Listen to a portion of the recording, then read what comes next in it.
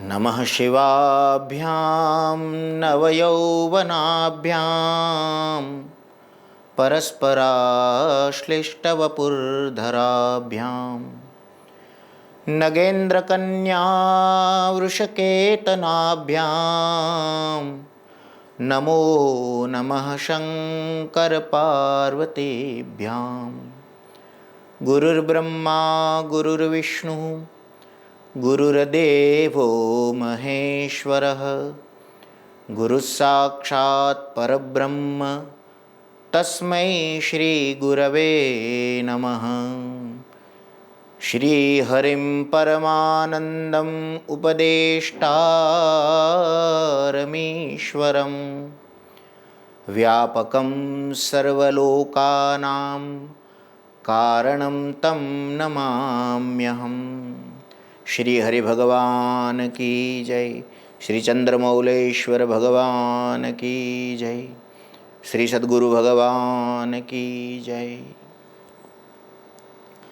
समग्र सांदीपनी ऋषिकुल परिवार की ओर से आप सबको पुनः इस साल में जब पवित्र और सर्वोत्तम श्रावण मास आ रहा है, आ गया है, और जब इस महामारी के समय में भी सत्संग सुधा बंद न होने पावे, सांदीपनी की ओर से अनेक देवताओं के आने वाले विविध दिनों में उन दिनों के उपास्य देव के विषय में सत्संग संपूर्ण समाज को प्राप्त हो जाए, इस भावना से हमारे सद्गुरु भगवान ने जब शुभ संकल्प और आदेश हम ऋषि कुमारों को दिया है, तो इस अवसर पर मैं सद्गुरु भगवान पूज्य भाई श्री के चरणों में दंडवत प्रणाम निवेदित करता हूँ।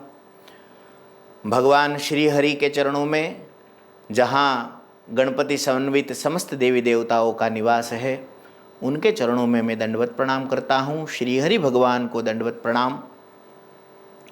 और जिनके विषय में हम द्वादश ज्योतिर्लिंगात्मक प्रवचन के रूप में, सत्संग के रूप में, कुछ दिव्य कथाओं के रूप में हम सत्संग करने वाले हैं, तब भगवान चंद्रमौलीश्वर जो करुणावर्णालय है, कर्पूर गौरम करुणावतारम, तो उन करुणावतार भगवान चंद्रमौलीश्वर के चरणों में भी मैं दंडवत प्रणाम करता हूँ।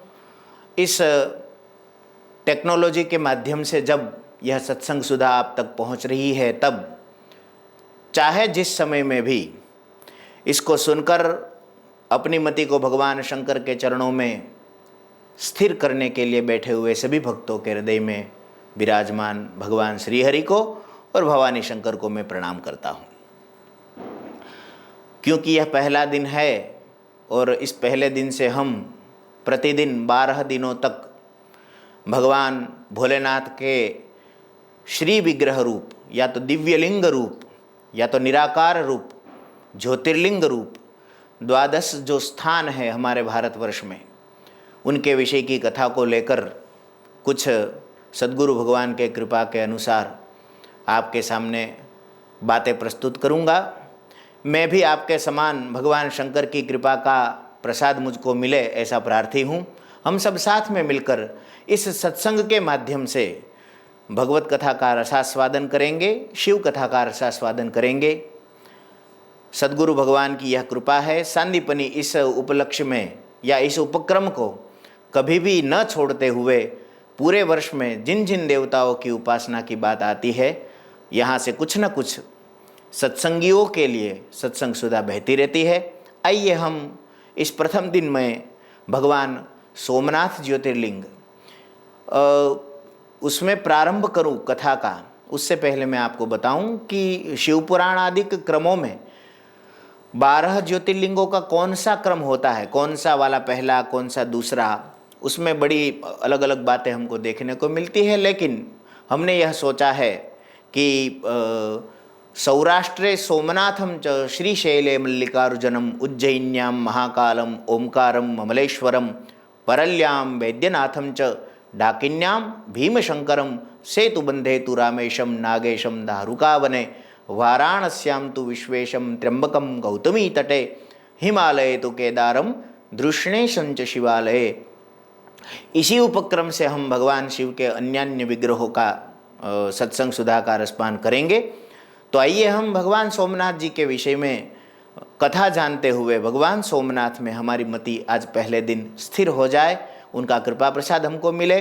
भगवान सोमनाथ का स्कंद पुराण में एक नाम आता है कालाग्नि रुद्र। कालाग्नि है भगवती भवानी पार्वती और रुद्र है भगवान शिव। शिव जी का जो ये ज्योतिर्लिंग है सौराष्ट्र में स्थित है, उनके विषय में कालाग्नि रुद्र ऐसा नाम दिया गया है। और मैंने अपने गुरुजनों से भी सुना है, महापुरुषों से भी सुना है, सोमनाथ जी की कथा, सोमनाथ जी का दर्शन और उनके पवित्र प्रसाद का ग्रहण करना, यह हमारे कर्म दोषों को विनाश करने वाला है। इसलिए पहले दिन से ही यह कथा हमारे सब कर्म दोष को जब विनाश करने जा रही है, तब हम सब पवित्र हो जाए, हमारे सब पाप कर्म यदि जाने अनजाने में हमसे हुए हैं हम सब के, तो वह दूर हो जाए और भगवान भवानी शंकर हम पर अनुग्रह करे। उसी भाव से हम यह कथा सुनेंगे। भगवान सोमनाथ की दिव्य कथा बहुत प्रसिद्ध भी है, सब लोगों ने सुनी हुई है। लेकिन एक मैं आपको बताऊं, अन्यान्य चर्चाएं जो बातें हैं उसका फल पुण्य के रूप में हमको नहीं मिलता है। लेकिन यदि भगवान की कथा हम सत्संग के रूप में एक बार सुनी हुई भी है, फिर भी हम दूसरी बार उनको याद करते हुए यदि कहते हैं या तो हम सुनते हैं, तो उसका प्रसाद और पुण्य अवश्य मिलता है। उन शब्दों का पुण्य के रूप में रूपांतरण होता है, ये मैं आपको बताना चाहता हूँ। तो आप सबने सुनी भी होगी, आपको पता भी होगा, लेकिन आइए, क्योंकि पवित्र श्रावण मास है, तो हम शंकर के गुणों को फिर गुणानुवाद के रूप में सुने, कहें।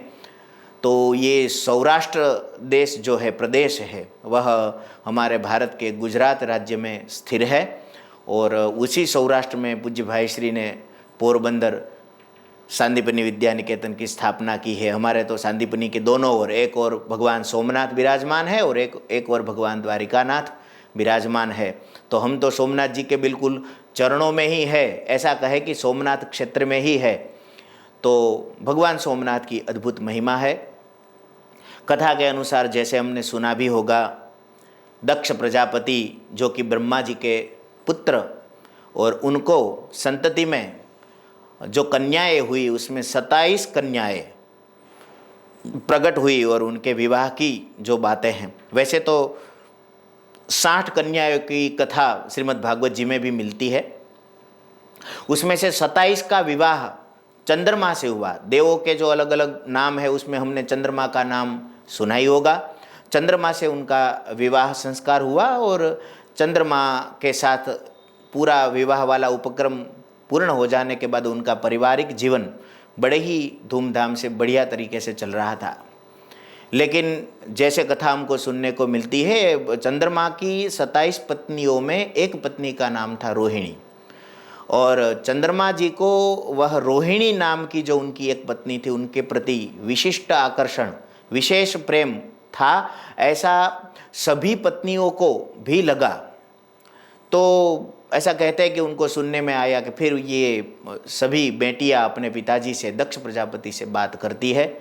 दक्ष प्रजापति क्योंकि चंद्रमा तो जामाता है, जमाई है, तो उनको बड़े प्रेम से अनुनय विनय के साथ समझाते हैं कि आप ऐसा न करें, सभी पत्नियां आपकी है तो सभी के प्रति आपका समान रूप से प्रेम, सौहार्द भाव होना चाहिए। लेकिन कथा के अनुसार चंद्रमा ने अपने ससुर जी की इस बात को इस प्रकार से बड़े रहस्यात्मक रूप से नहीं सुना, उन पर ध्यान नहीं दिया। बार बार जब ऐसा होने लगा तो फिर बेटियों ने अपने पिताजी के पास निवेदन किया। फिर एक बार दक्ष प्रजापति ने समझाया। यह उपक्रम 2-3 बार चला। बाद में फिर दक्ष प्रजापति को क्रोध आया। उन्होंने अपने जामाता को ही श्राप दे दिया कि आपके शरीर को, आपकी जो चेतना कला है उसको क्षय रोग लग जाए, आप क्षयित हो जाए, आपका तेज कम हो जाएगा। अब जिस तेज और जिस रूप के कारण अपनी एक ही पत्नी के विषय में ज़्यादा आकर्षित है, तो ये आपका सब खत्म हो जाएगा। तो ये कथा के अनुसार फिर चंद्रमा बड़े व्याकुल हो गए। अब उनकी तेज कला सब पूर्ण हो गई तो विश्व में भी अंधेरा होने लगा, रात में प्रकाश का अनुभव नहीं। सभी देवताओं ने बड़ा प्रयत्न किया, दक्ष प्रजापति को मनाया, लेकिन ये नहीं हो पाया। बाद में दक्ष प्रजापति के न मानने पर चंद्रमा ने ब्रह्मा जी को प्रार्थना की। ब्रह्मा जी ने कहा, हे चंद्रमा, आप प्रभास क्षेत्र में चले जाइए। प्रभास क्षेत्र मतलब ये जो अपना वेरावल सिटी जो है उसके पास में वाला प्रभास क्षेत्र वैसे बहुत बड़ा है, पूरा जंगल विस्तार भी पूरा प्रभास क्षेत्र में ही आता है। तो प्रभास क्षेत्र में आप चले जाइए, समंदर के किनारे पर बैठकर भगवान शिव की आराधना करें। जिस प्रकार से शिव पुराण में भी कथा मिलती है, चंद्रमा प्रभास क्षेत्र में गए और उन्होंने 10 करोड़ साल तक भगवान महेश्वर शिव जी की एक मन से बड़े ही प्रेम से उपासना की। कहते हैं महामृत्युंजय मंत्र का जाप किया था उन्होंने। ओम होम जुम सह ओम भूर्भुवः स्वः त्र्यंबकम जजामहे सुगंधिम पुष्टिवर्धनम उर्वारुकमिव बंधनान् मृत्योर्मुक्षीयमामृतात्। ओम सह ओम भुवः ओम भूः ओम सह झूम होम ओम। तो ये मृत्युंजय मंत्र है और ये विभिन्न प्रकारों से चतुर्दश ओंकारात्मक रूप से भी यह सब शास्त्र में आपको देखने को मिलेगा। लेकिन पुराणोक्त मंत्र के रूप में भी मृत्युंजय महादेव त्राहि माम शरणागतम जन्म मृत्यु जरा व्याधि पीड़ितम कर्म बंधने ही, इस प्रकार से उपासना की। कहते हैं 10 करोड़ वर्ष तक। अब देवताओं के लिए दुर्लभ नहीं है, हमारी तो आयुष्य ही 100 वर्ष नहीं होती है, लेकिन उन्होंने 10 करोड़ वर्ष तक उपासना की। भगवान शंकर उन पर प्रसन्न हुए। शिव जी ने पूरी बात उनकी सुनी कि ऐसा ऐसा है और आप मेरी कला को पुनः जैसी थी वैसी ही बना दीजिए, मेरा तेज वैसा ही कर दीजिए। अब देखिए यहाँ पर बड़ी विचार करने की बात है। यही हर कथा में कुछ न कुछ ऐसी बातें आपको मैं बताऊंगा या मुझे देखने को आई मैं आपके साथ शेयर करूंगा, आपको प्रस्तुत करूंगा कि वो समझने लायक है।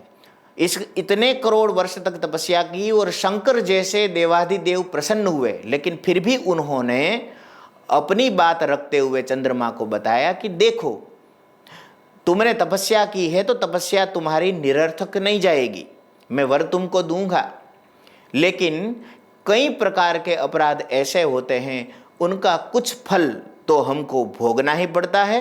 पुण्य कर्म से या उपासना से या देव कृपा से संपूर्ण पाप नष्ट हो जाए और हम जैसे हमने कुछ किया ही नहीं वैसा हो जाए, ऐसा संभव तो होता नहीं है। शंकर भगवान ने कहा कि देखो कुछ तो आपको भोगना पड़ेगा। बोले महादेव अब जैसा आप कहेंगे वैसा हो। तो भगवान सोमनाथ के रूप में वहाँ प्रकट हुए। सोम मतलब चंद्रमा, उनके नाथ, उनके स्वामी सोमनाथ, वही कालाग्नि रुद्र। उन्होंने कहा कि चंद्रमा देखो 15 दिन तक तुम्हारी कलाएं बढ़ती रहेगी, तो शुक्ल प्रतिपदा से पूर्णिमा तक बढ़ती रहेगी और फिर कृष्ण प्रतिपदा से अमावस्या तक कम होती रहेगी। अमावस्या आएगी तो तुम्हारी संपूर्ण कलाएं क्षीण हो जाएगी। इस प्रकार से इसी व्यवस्था के कारण और फिर समाज को भी प्रतिपदा, द्वितीया, तृतीया और शुक्ल पक्ष, कृष्ण पक्ष जैसी व्यवस्थाओं का लाभ मिलेगा तुम्हारे माध्यम से, तो यह तुम्हारे द्वारा समाज की सेवा होगी। चंद्रमा ने इस बात को स्वीकार कर लिया और भगवान सोमनाथ उन पर प्रसन्न हुए। चंद्रमा और सभी देवता उस जगह पर पधार गए। ब्रह्मादिक देवताओं ने भगवान की स्तुति की, प्रणाम किया और शिव जी से विशिष्ट प्रार्थना की कि आप एक स्वरूप में यहाँ ज्योतिर्लिंग के रूप में विराजमान हो जाएं तो हम पर बड़ी कृपा होगी। भगवान भोलेनाथ तो बड़े कृपा है, आशुतोष उनका नाम है, बड़े कृपालु है। तो उन्होंने कहा ठीक है, मैं युग युगांतर तक इस क्षेत्र में, प्रभास क्षेत्र में श्री सोमनाथ ज्योतिर्लिंग के नाम से स्थिर हो जाऊंगा। भगवान शंकर वहाँ स्थिर हो गए। आज भी लाखों करोड़ों भक्त न केवल श्रावण मास में पूरे वर्ष के तक सोमनाथ जी की शोभा तो बड़ी क्या कहें, आप एक बार दर्शन करें तो आपको पता चले, बड़ी अद्भुत सेवा है वहाँ। तो सोमनाथ जी के दर्शन करते हैं और कालाग्नि रुद्र भगवान सोमनाथ की उपासना करते हुए अपने पाप को धोते हैं। आइए हम सब भी भगवान सोमनाथ जी का स्मरण करते हुए अपने सभी कर्मों को शिव जी के चरणों में अर्पित करते हुए अपने मन को भगवान शंकर के चरणों में लगाए। आप सबको सोमनाथ की कथा सुनते हुए शुभ फल मिले, ऐसी प्रार्थना के साथ ओम नमः शिवाय।